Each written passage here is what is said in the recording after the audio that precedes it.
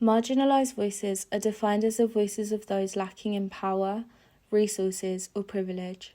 They come from groups who may feel their concerns are often disregarded and can be suppressed by the media. Journalists play a pivotal role in the reporting of the marginalised voice as a way of shedding light onto issues faced by these groups. When reporting on marginalised voices, journalists will regularly find themselves working with those who are vulnerable, with their key objectives to tell their stories, taking into account principled journalistic values of fairness, balance, and impartiality, whilst avoiding emotional bias. They are posed with the ethical challenge of telling the stories of those who have experienced trauma without causing them further harm. In the words of Joe Healy, a BBC journalist who is focused on trauma reporting, do your job, do it well, and do not harm. But what about the harm caused by reporting trauma? This presentation will focus on the reporting of marginalised voices and the knock-on effects of reporting trauma. In terms of journalism, trauma could be viewed as a three-step process. Originating from the traumatic event and its victims, it is then passed on to the journalists reporting on the event, and in turn, news audiences. This is embodied in the words of Derek Henderson, author of Reporting the Troubles, who said, "The vicarious trauma felt by journalists is passed to the reader."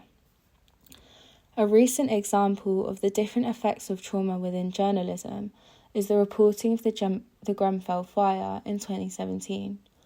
The residents of Grenfell were made up largely of ethnic minority and working class individuals, many of whom had voiced their concerns about the safety of the building for years, but to no avail, outlining them as a stark example of the marginalised voice within this country.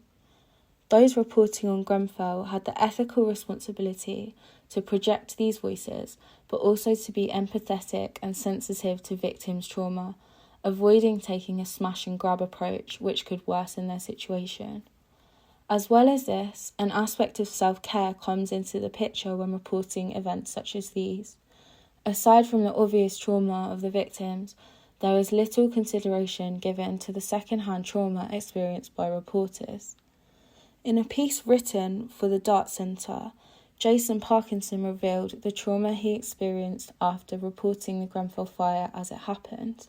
He said, "It took me several days to look at the footage of the fire again, and I knew I needed a break. Afterwards, I battled heavy waves of emotion and a foreboding that something horrible was about to happen." The rarity of a statement like this from a reporter demonstrates that although they may be reporting on the marginalised voice, they are often unable to express their own experiences of trauma within journalism, perhaps marginalising their own voice as an industry. How can journalists report on the trauma of others when frequently they too are sharing in it? The Dart Centre is a resource centre for journalists reporting on violence, tragedy and conflict. Its chair, Angelina Fusco, spoke about her time reporting on the Troubles in Northern Ireland. She said, "Humans are storytellers, and we shape stories we tell about ourselves and our communities. And these traumatic events have the potential to disrupt what keeps us well, a sense of agency and connection to family and society." She outlined how, despite experiencing the knock-on effect of trauma, journalists must bear in mind that it is not their job to make victims feel better, as that would be impossible.